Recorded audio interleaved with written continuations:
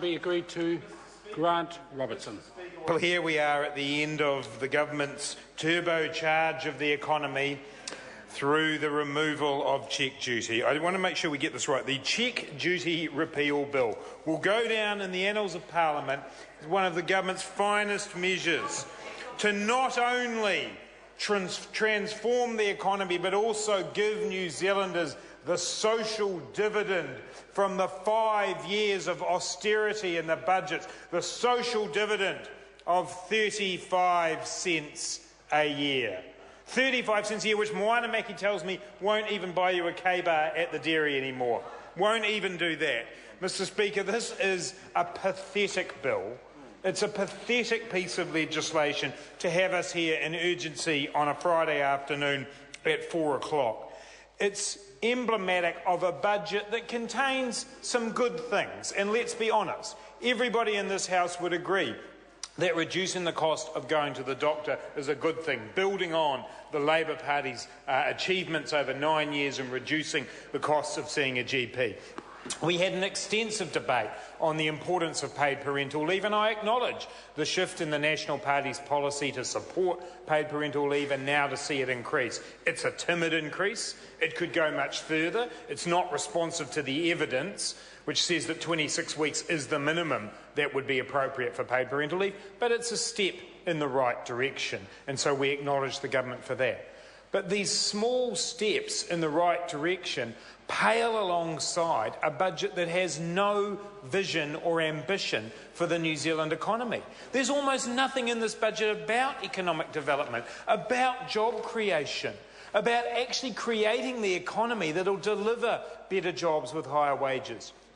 We can't go on with politics as usual, delivering policies as usual and outcomes as usual. We can't go on pretending that commodities will get us there, unprocessed, dairy and logs, that's all we need. We have to be adding value to the economy. We have to be training and educating people to do those jobs, to lift those wages. And this government and this budget simply fails to do that. A step in the right direction, but the direction to where, Mr Speaker? Totally absent. And so these bills before us show that the government does not know where it's going. It's prioritised putting Parliament and all the costs associated with Parliament through the cheque duty repeal bill. It's put up a climate change, it's called the Climate Change Response Bill. Response.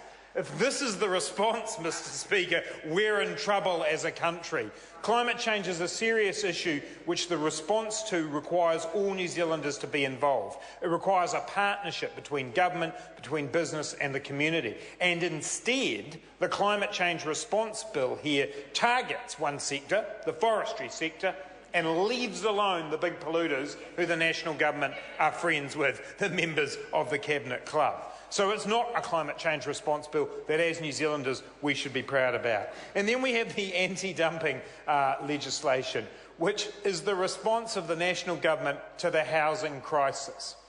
Let's set up the problem here. So the problem, in the last month in Auckland, the cost of a home went up by $6,000.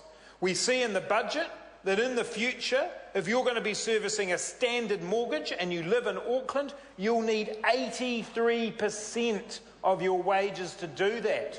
83%. At the moment it's 49%. That's tough enough for someone who wants to get into the housing market. In Auckland by 2018 it'll be 83%. This is a crisis. It's a major problem, and the government's response, varnish, nails, things like that, plasterboard will now be a little bit cheaper. They don't know how much. The Minister was totally unable to respond to questions asked of him of where the $3,500 figure came from. It was plucked out of the air, and in reality it might pay for a little bit of the conveyancing fee. That's what it might do, but it certainly is not going to address the housing crisis. And this government, this budget, Mr Speaker, rather woefully inadequate in terms of housing. Absolutely no hope for first home buyers from this budget. So there are the three bits of legislation that the government has decided it wants to show off, showcase as being what this budget is about. Well, they're probably right, Mr Speaker.